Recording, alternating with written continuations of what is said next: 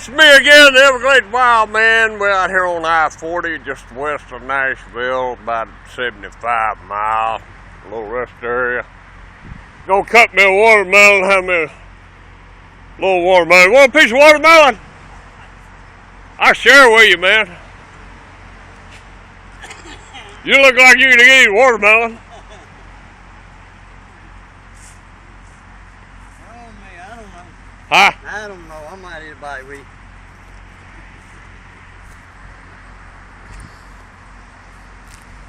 We used to grow them down there in Florida. I grew up farming and ranching down there in Lee County, Fort Myers, Florida. Yeah, Fort Myers, Naples. Yeah, Immokalee. yeah, I've hauled tomatoes out of Immokalee in Chicago. Yeah, I lived down there 11 years. Where at? Immokalee. Yeah? Yeah. You notice I'm pronouncing it right, don't you? Yeah, Immokalee. Yeah, you say Immokalee pretty good there, buddy. Yeah, Where'd you work down there? Yeah. What'd you do? A little of everything. Farming? Yeah, farming. Picked What years were you down there? from 70 to 81. 70? Yep. First part of 70 to 81. What did you work at a packing house or? Oh yeah, I worked packing houses, fields. Had 3 or 4 different businesses while I was down there. I was very well known on the farmers market during Fort Myers. Yeah. And we had a truck broker down there. You might have remembered it. West Florida truck broker. Yeah. Tony Alvarez started it, but Angus and his sons and his daughter. He had 2 sons and a daughter, Angus and Carl. And God, I don't forgot their sister's name. But they had a truck come over there. They had a guy called John Ball. He was a dispatcher. Yeah. But he worked for Greenstein way back in the 60s. I knew John way back there in 66, 67. But had this old boy. He was from Indiana. Orville King. He was about your size. Yeah. About 5'2", whatever. Yeah. Had a cab over Peterbilt. He dropped a crate of oranges on his foot. And he couldn't do no lifting. And he had a bunch of 20-pound tomatoes down there in Immokalee. And John, they called me Chicken. He said, take Chicken down there with you and he'll help you get them tomatoes on there. And we stayed down there 2 or 3 days down there in Immokalee. And we'd put them tomatoes on there and then we'd take them back off. We'd put them on there and they'd take them back off. Finally, we got a load and we got it loaded. And he said, my name's David. He said, I ain't going back over to Fort Myers, David. I said, I don't care. I ain't got no clothes anyway. So I wound up going to, had 3 stops on that load. Evansville, Indiana. Cincinnati, Ohio, and 1,000 come off in Chicago. And this old boy lived in Warsaw, Indiana. He done died now. I seen him in '99. He had cancer.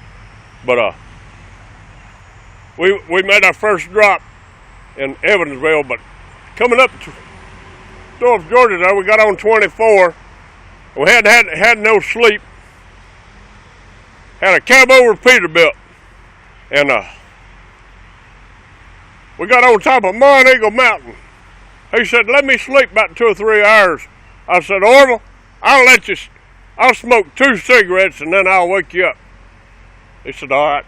Now if I smoked him 2 cigarettes and I fell asleep, I didn't get up. And we woke up late. And we were supposed to have been in Evansville, Indiana at a certain time. We wasn't there. But we finally made it. Then we went on over halfway between Evansville, Indiana, or Louisville, between Louisville, Kentucky, and Cincinnati, Ohio. We give out of fuel 5 miles from a truck stop. I remember that. And we finally got some fuel. Had to take some out of the trailer and put in the tractor. And we got them tomatoes off in Cincinnati. And then we went on up there to Warsaw, Indiana, and we didn't have to be up there to the following Monday. And we had the whole weekend to stay up there in Warsaw, Indiana. But we finally made it up there to Chicago. Door 44, Water Street, South Water Street Market. Never will forget it. Had to drop a trailer. There was about 4 foot of snow on the ground. There was 2 cops up there that would back you in that place because it was so congested and so crowded. Yeah. But if you watched them, they'd back you in them holes because it was so outdated. I think they got a new produce market up there now. But we finally got them tomatoes off and went right down the street to a place called Terminal Transport and got a load of railroad wheels back to Tampa, Florida. Yeah. And then I enjoyed that. I was about 18 or 19, maybe 20. Yeah.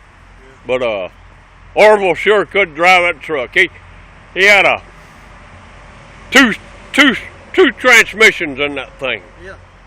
It was a 4x4 splicer. I don't think they put transmissions in big trucks like that today. No, they don't. But they don't. I drove a box truck that was like that, a 3-ton box truck to haul chips from Martin, Tennessee over in Kentucky to the steel mill. Had them 2 shifts.